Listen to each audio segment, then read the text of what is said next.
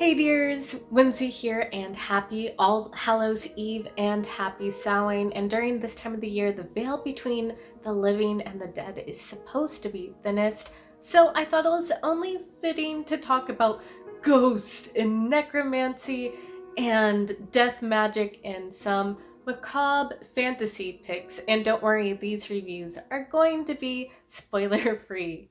Okay, first we have Vespertine by Margaret, Rogerson, and the author pitched this book as medieval venom, starring a nun and a ghost with some Joan of Arc inspiration thrown in there. And hello, that's like all I could ask for in a fantasy book. That sounds amazing. And this book did deliver. It gave me everything I wanted, and honestly, this is probably like my favorite, most enjoyable fantasy novel that came out this year. However, it wasn't everything I was expecting, but that's okay. It was just a different book than what the pitch was.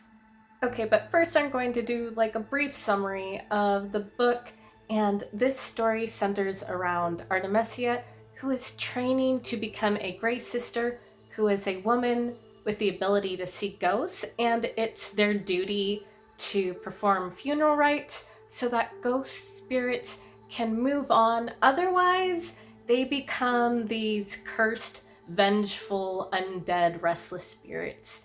However, one day her convent is attacked by this army of undead, and in desperation, Artemisia grabs a sacred holy relic that contains the spirit of this very powerful revenant, and she and the revenant come to this reluctant agreement. She agrees to become its vessel if the revenant allows her to use its powers. However, both her own church, like her government called the clerisy, and the undead alike are now after her, and she's in hiding, she's running, and she's trying to solve the mystery, all in the meanwhile why the undead are becoming so restless before it's too late.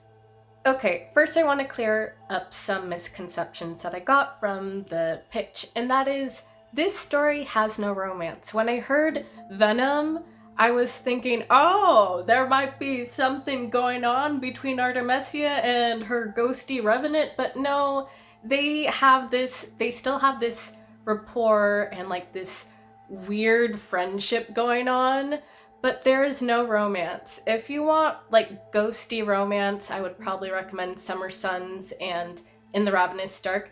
But the relationship here kind of reminds me of Monstrous, which is my favorite comic series besides Saga right now. So just seeing this powerful, sassy revenant who needs to use Artemisia to have like an actual body, it's fun like listening to their bickering and their dynamics, and they both have to kind of trust each other reluctantly because I don't want to get into spoiler territory, but even the undead hate this revenant, and the church hates this revenant. Well, they don't trust it because they think it'll kill them all, which it kind of wants to do. So like poor Artemisia and the revenant kind of have to work together. So yeah, love the relationship. And I also love the world building and magic system in the story. It just was so wonderful. I thought the different classes of undead was really cool. It reminded me of Sabriel, to be honest.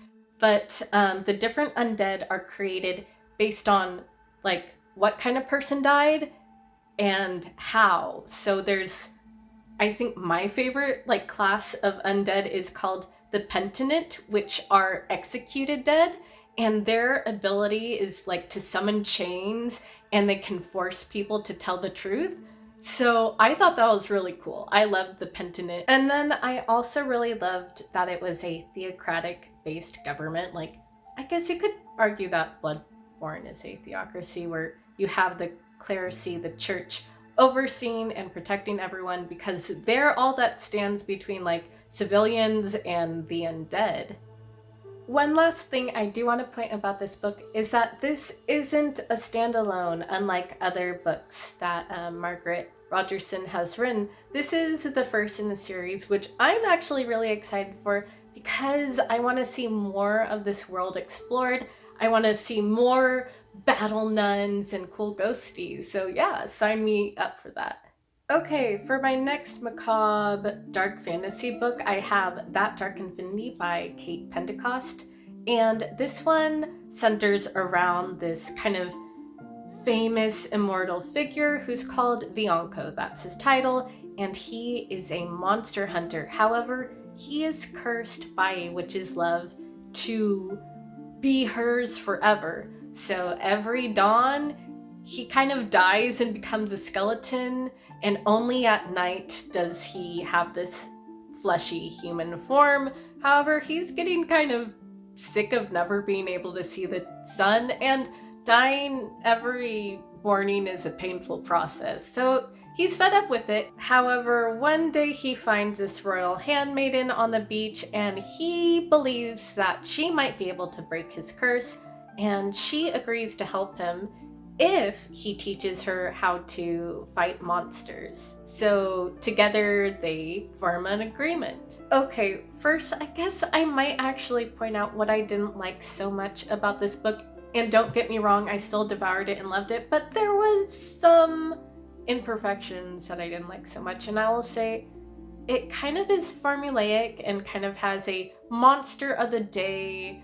They go to another location, they go to another village, and they have to solve the mystery and find out what kind of monster is plaguing that town. So I feel like a lot of the tension is actually lost there because they're traveling and going all over the place, and there's like a lack of focus, especially in the middle. However, the ending did redeem the story for me, and don't get me wrong, I also loved that there was, I would say it was cheesy. It kind of felt like an 80s, 90s cheesy fantasy humor, which I've missed so much and that I love.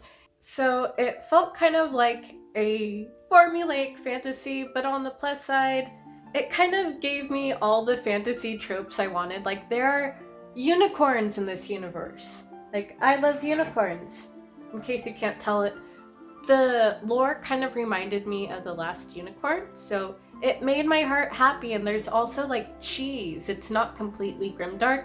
There are dark fantasy elements with how macabre and like it's kind of graphic in parts. However, the dialogue is kind of really fun and quippy, and there's humor in there as well. So those parts I really loved, and I loved the gradual growing relationship between Flora the handmaiden and the Onko, where they kind of respect each other. They respect each other and kind of treat each other as equals, because everyone kind of fears the Onko, and he's super shut off from the world.